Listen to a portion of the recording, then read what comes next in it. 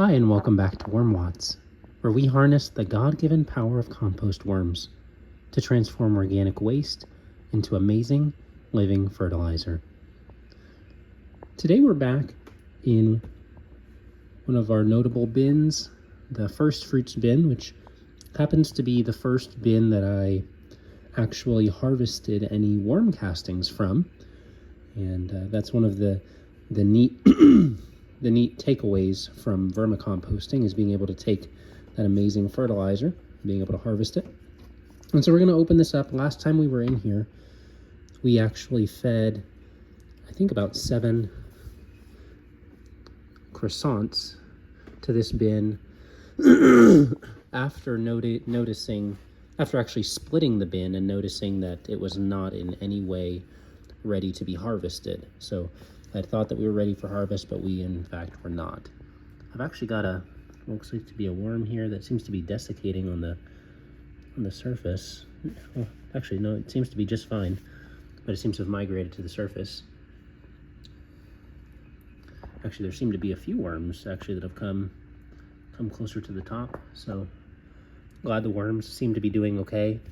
So this was a bin that last time we were in, it was way too wet for us to harvest, and I went ahead and split the bin and worked on trying to navigate that moisture problem. So before we get too far in here, just to recap, we took those croissants, we put them in here on top of the half of the bin that we kept in this tote. The other half we migrated to a different tote that had a lot more wood chips in it. So when I come back here, we're still in the process of kind of helping this bin to recover and to get to a place where the moisture can be managed better. So you'll notice that in the edges I have void spots, and my hope was that we could fill those void spots with some nice brown materials that would provide good airflow and also would be decently moist. So before we do anything else in this bin, I'm actually going to close up the bin just temporarily, and we're going to start a little side project going so that we can add the fruit of that at the end of the bin, at the end of this episode, sorry. So I've got the brown material that I've been using the most. It's right over here, and that has been sawdust. So I'm gonna get some cups of that, and we're gonna pour that in here.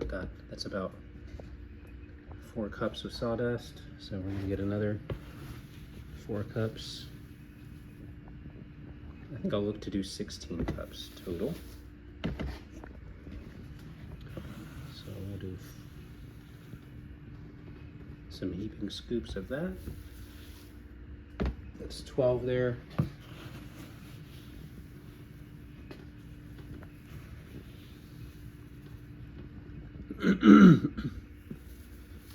There's our 16. All right. And now I'm gonna get this rainwater that I've collected here. I'll just pour that in here.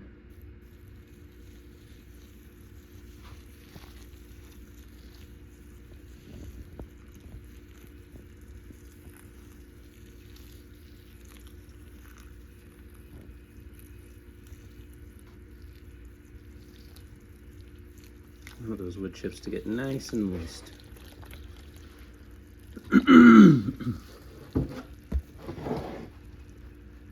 So hopefully this will give them some time to kind of absorb some of that moisture.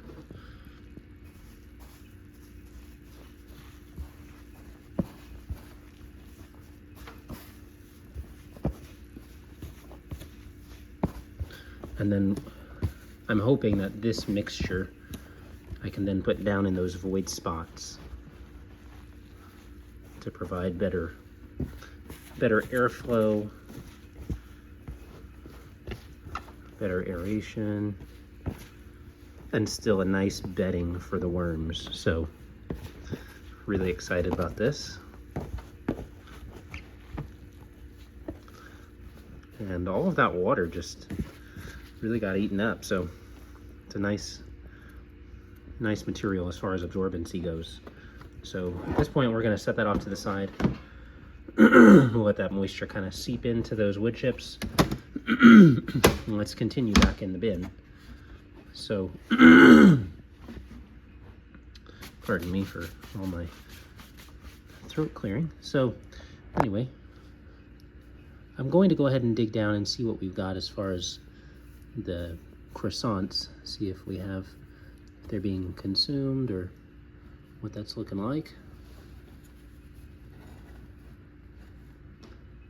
And the worms that we had in the bin, they were actually at the bottom, so they were underneath the croissants. So I would imagine that over time they would work their way up and into their food source. So here's another croissant. Whew!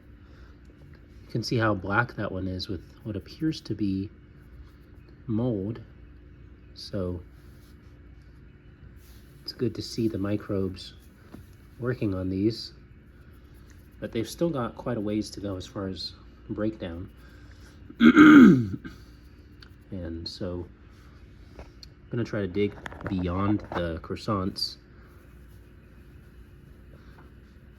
Yeah, there's quite a bit of mold. You can see right in that area. We've got some, looks to be some gray mold.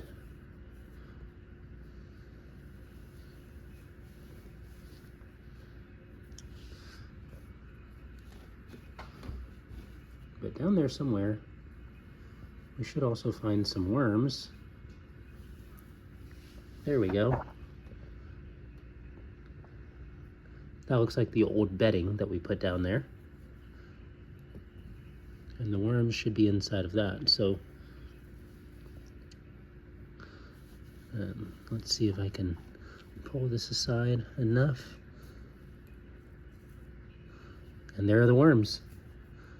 You can see them if you look closely as I pull back the castings.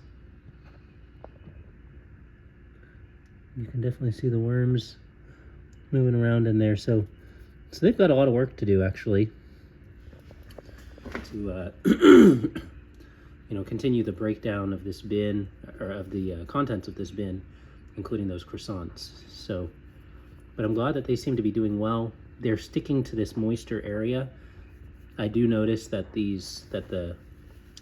chaff,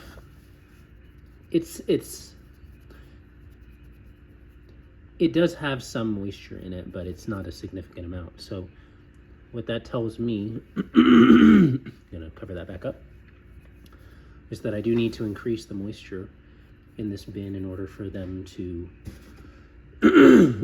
in order for the worms to move their way up and start eating some of this stuff. So I am glad to see that the microbes, though, whether it's mold and other things, are working on the food items that we've added in here. And since this is the Firstfruits bin, I have a special feeding today. I wouldn't usually feed when I already have so much food that has gone uneaten by the worms so far, but I am going to be adding one more food item in here. And that is this pumpkin. So this is a decorative pumpkin. As you can see, look at the size. It fits in the palm of my hand. And this actually is the largest of the 3 pumpkins that we ended up growing this year. And it actually ended up being the very first harvest that I've had in our little garden.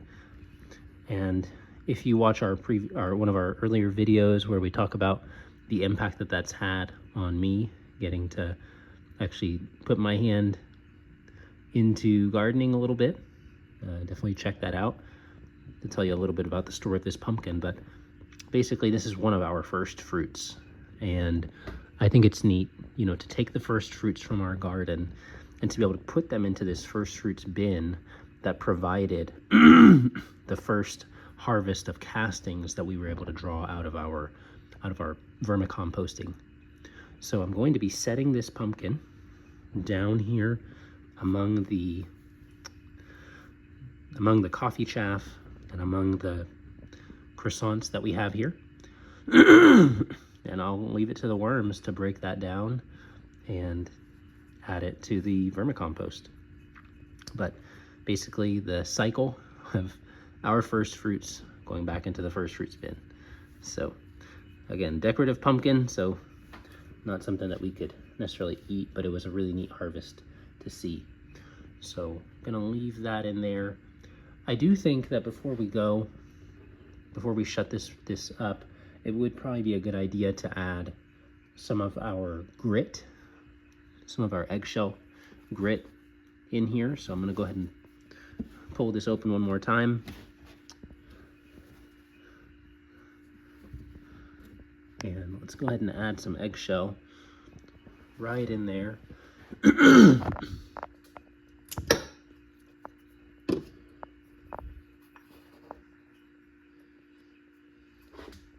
So here's our little scoop.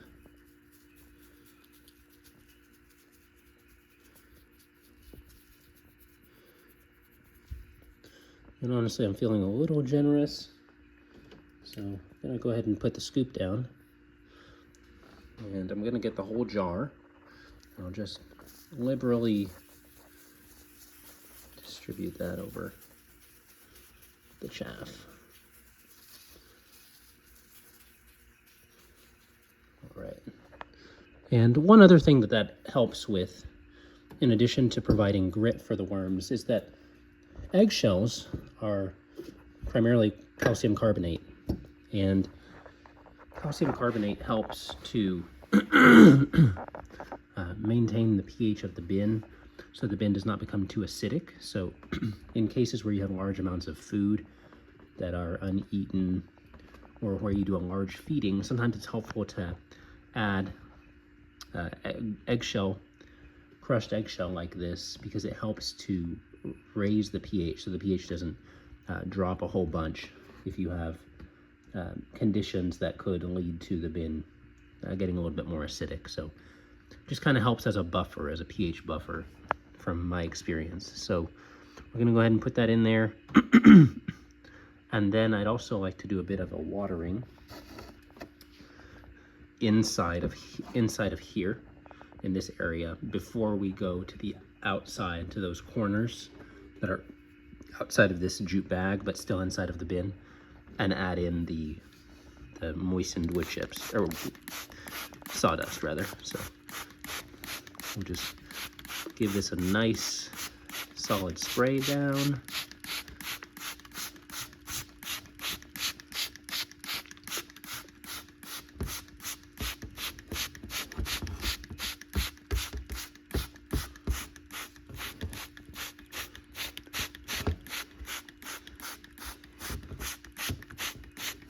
You can see the water just actually accumulating right in this area here. And part of that is because the coffee chaff is rather hydrophobic. So even though it does over time end up taking on a little bit of moisture,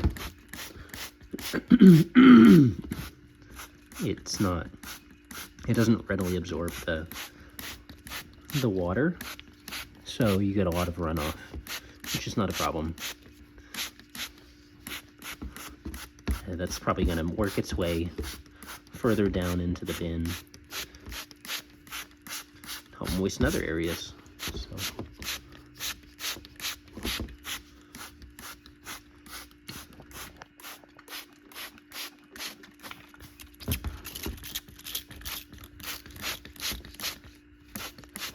And we're watering using our little usual spray bottle that we've loaded with some rainwater that we gathered here. I love utilizing rainwater whenever we're able to. Just helps to prevent the unnecessary addition of chemicals that are used in the water purification process.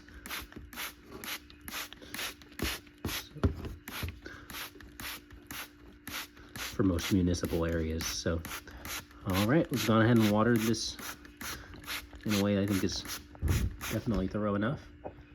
So I'll go ahead and, we're gonna go ahead and cover this back up. And now, just gonna reach over behind me and grab the wood chips that have been moistened and are ready to go. And I'm just gonna go ahead and dump those into the corners.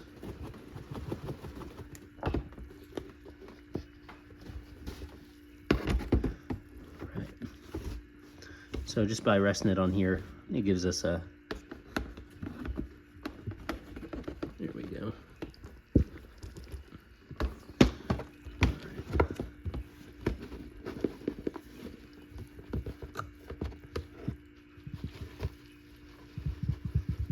You can see how moist they are.